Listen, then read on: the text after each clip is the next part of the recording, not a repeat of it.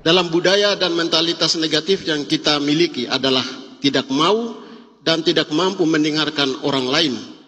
Setiap kali kita mempunyai sikap budaya superioritas atau budaya yang tinggi hati terhadap yang lain, kita menganggap budaya dan orang lain itu tidaklah sama dengan kita. Kitalah yang lebih tinggi daripada yang lain. Misalnya, contoh, kalau budaya orang Mebrat bilang itu rayati. Lalu orang lain itu bukan rayati, rai kair, rai awe. Nah, ini konsep yang harus ditinggalkan. Kita semua rayati. Siapapun dia adalah rayati karena ciptaan Tuhan. Bukan rayati hanya karena ukuran materi, karena kain timur banyak, karena punya istri banyak, itu tidak laku lagi. Pejabat yang punya istri banyak tidak ada lagi. Semua adalah raitu, manusia sejati yang adalah beriman, percaya, melakukan karya-karya baik bagi orang lain. Demikian juga orang Me yang menyebut dirinya Tonowi, dia manusia sejati, sehingga tidak lihat orang lain. Memimpin dengan one man show, dengan hanya dirinya sendiri, orang lain tidak boleh dengar, tidak berdialog. Itu pun sikap budaya yang negatif yang menjiwai kita. Orang Marin juga sebut Marin Anim Ha juga sama.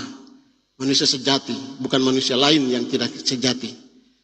Saya kira semua budaya punya mentalitas yang sama. Merasa diri budayanya lebih utama, dirinya lebih unggul, dirinya lebih semuanya daripada yang lain. Itu tidak sesuai dengan prinsip ajaran Yesus. Allah meninggalkan semuanya, kenosis, mengosongkan semuanya, menjadi miskin bahkan dihina untuk kita.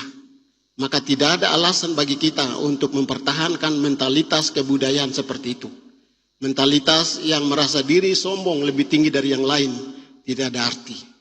Kita harus meninggalkan semuanya. Dan kita hanya adalah saudara satu sama lain di dalam Kristus. Yang kedua, karena atas dasar sikap dan mentalitas sanggup yang seringkali anggap remeh orang lain dan budaya lain, itu dapat berakal dalam sistem dan masyarakat. Dalam sistem gereja, sistem masyarakat, sistem negara juga.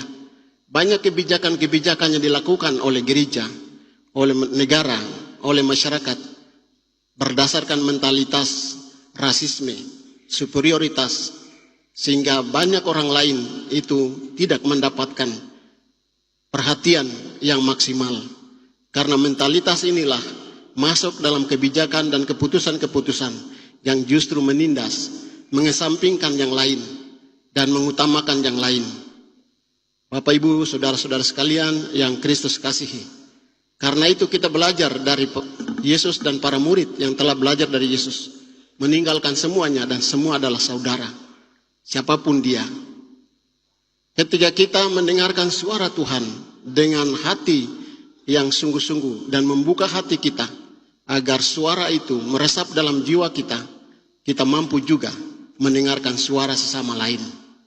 Tetapi ketika kita tidak mampu mendengarkan suara Tuhan dengan sungguh-sungguh, kita juga tidak mampu mendengarkan orang lain dengan sungguh-sungguh. Karena yang kita dengarkan adalah diri kita sendiri, ambisi kita, kesombongan, dan superioritas kita masing-masing. Maka secara spiritual, sikap mendengarkan menjadi sikap prinsipil iman. Sebagaimana dikatakan oleh Santo Agustinus, sikap kerendahan hati, humilitas, lawannya dengan kesombongan, superbia.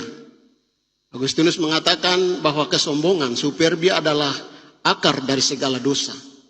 Dosa ketamakan, dosa egoisme, dosa pemecah belah, dosa kejahatan yang lain. Karena sombong. Karena kita sombong, maka semua dosa lain akan mengikutinya dan kita berjalan di dalam kegelapan. Hati kita tertutup dan sulit mendengarkan suara Tuhan dan sulit melihat Tuhan hadir dalam diri sesama yang lain, dan kita menganggap kitalah Tuhan Allah. Dan itu adalah idolatria, itu adalah menyembah berhala. Maka pada kesempatan ini saya mengajak semua pihak, masyarakat, gereja, dan negara, pemerintah, dan semua yang berkehendak baik. Marilah kita buka hati pintu kita. Seperti Yesus membuka hati untuk kita masuk keluar, menemukan padang rumput yang hijau. Kita juga membuka hati, membuka pastoran, membuka gereja seluas-luasnya bagi siapa saja agar datang dan bertemu dan berjumpa dengan Tuhan.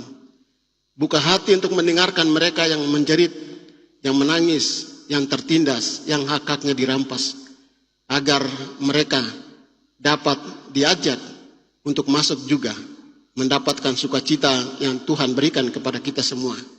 Apalagi situasi kita di tanah Papua.